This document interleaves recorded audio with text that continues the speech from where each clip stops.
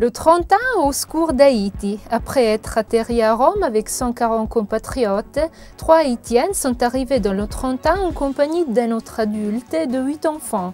La province, la Croix-Rouge, l'unité sanitaire provinciale, les associations de volontaires, les comités et les fondations ont accueilli et suivent maintenant ces personnes qui ont vécu le cauchemar du tremblement de terre.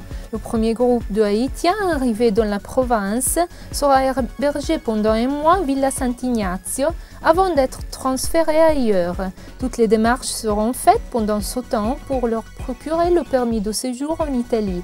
Les médecins et les pédiatres de l'unité sanitaire ont déjà commencé à les visiter pour vérifier leur état de santé.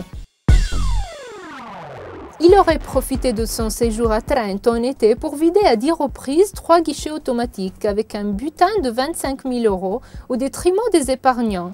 Grâce à quelques habitants qui ont porté plainte et aux images des caméras en circuit fermé, les agents de la brigade mobile du chef-lieu ont arrêté Antonio Cuzzuto, un Napolitain de 57 ans demeurant à Gênes.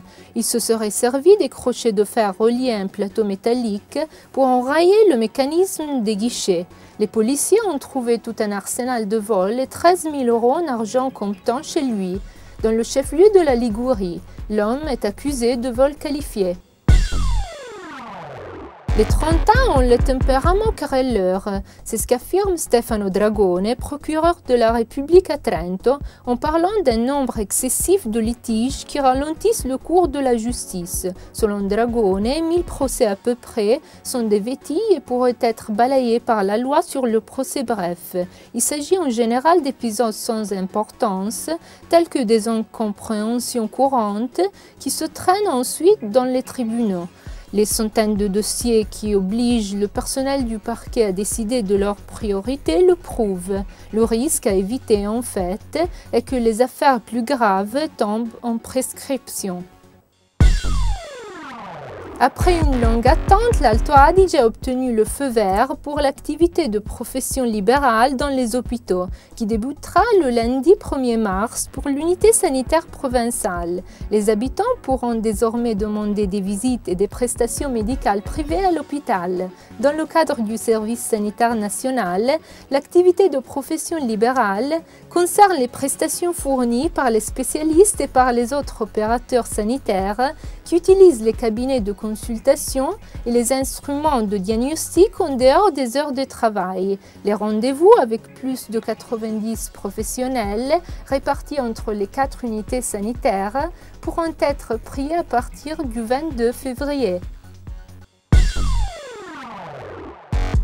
Le mariage traverse une période de crise dans le Trentino Alto Adige. Les données du ministère de la Justice relatives au premier semestre 2009 le confirment. Les chiffres publiés sur le quotidien Il Sole 24 Ore mettent le Trentino Alto Adige, avec en moyenne 393 mariages sur 1000 qui se brisent, en tête du classement italien des régions avec le plus grand nombre de séparations. Les divorces sont 268. La situation est encore pire en Lombardie, dans le Val d'Aoste et dans le Piémont, ce qui prouve que cette crise touche surtout le nord de l'Italie. La Basilicata est la toute dernière région italienne, avec en moyenne 138 demandes de séparation. En Alto Adige, presque tous les habitants ont passé une nuit blanche pour suivre les exploits du lugeur Armin Zögler, qui a remporté sa 5e médaille en autant d'Olympiades. 5 sur 5 donc. Zögler a décroché celle de bronze la nuit de la Saint-Valentin à Vancouver, au Canada. Malgré ses 36 ans, l'athlète du Alto Adige a encore et toujours envie de gagner. Il aurait pu s'adjuger la médaille d'or à Vancouver si la piste n'avait pas été raccourcie après la mort tragique durant l'entraînement du lugeur géorgien. La piste ainsi réduite pourrait avoir pénalisé notre champion, particulièrement habile sur les longs parcours.